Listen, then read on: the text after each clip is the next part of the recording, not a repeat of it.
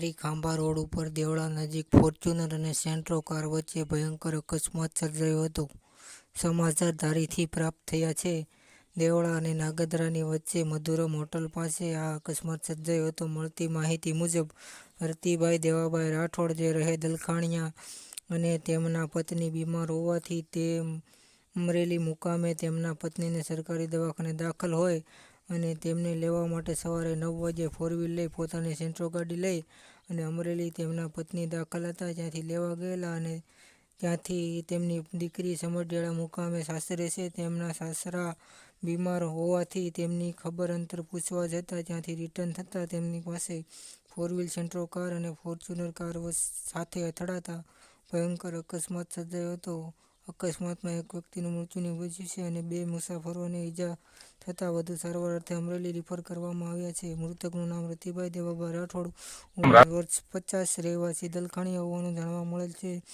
જ્યારે ઈજાગ્રસ્તનું નામ હંસાબેન રતિભાઈ રાઠોડ, ઉંમર વર્ષ 40 વધુ, તેમજ ઈજા પામનારા આન્યા ડી મકવાણા, ઉંમર વર્ષ 2 હોવાનું જાણવા મળેલ છે. આ બનાવની જાણ ધારી પોલીસને થતાં તાત્કાલિક ઘટના સ્થળે પહોંચી ગયા હતા.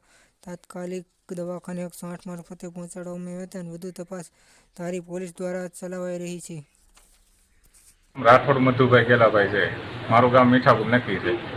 અમારા કાકા રતિભાઈ દેવાભાઈ રાઠોડ જે દલખાણીયા ગામે રહે છે અને એના ઘરના બીમાર હોવાથી તે અમરેલી મુકામે એના ઘરનાને સરકારી દવાખાને દાખલ હોય અને એને લેવા માટે સવારે 9 વાગ્યે ફોરવ્હીલ લઈ એની પોતાની સેન્ટ્રો ગાડી લઈ અને અમરેલી એના ઘરનાને દાખલ હતા ત્યાંથી લેવા ગયેલા અને ત્યાંથી અમારા કાકાની દીકરી સમઢિયાળા મુકામે સાસરે છે. તેના સસરા બીમાર હોવાથી તેની ખબર અંતર પૂછવા જતાં ત્યાંથી રિટર્ન થતાં અમારા કાકા એની પાસે ફોરવ્હીલ ગાડી સેન્ટ્રો અને સામે ફોર્ચ્યુનર ગાડી હતી, જે રિટર્ન આવતા હતા દેવળા અને નાગદરાની વચ્ચે જે મધુરમ હોટલ છે ત્યાં એનું એક્સિડન્ટ થયેલ છે.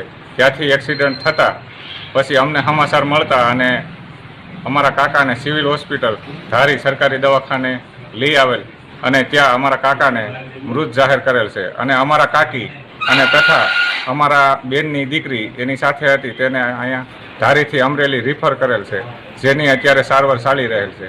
અને અમારા કાકાની ડેડ બોડી અત્યારે પીએમ માટે અહીંયા સરકારી દવાખાને રાખેલ છે, જે ધારી સરકારી દવાખાને ધારી રાખેલ છે, જે અત્યારે અમે પીએમ થાય તેની રાહ જોઈ રહ્યા છીએ. અને અમારા સમાજના આગેવાન લોકો તથા ઘણા બધા અહીંયા હાજર છે, જે બધા આશ્વાસન આપે છે અને બધાને સાંત્વના આપે છે. પોલીસ ફરિયાદ થઈ છે અને પોલીસે અમારી ફરિયાદ લખી છે અને સાહેબ પીઆઈ સાહેબ અને એ બધાએ અમારી મુલાકાત લીધેલ છે.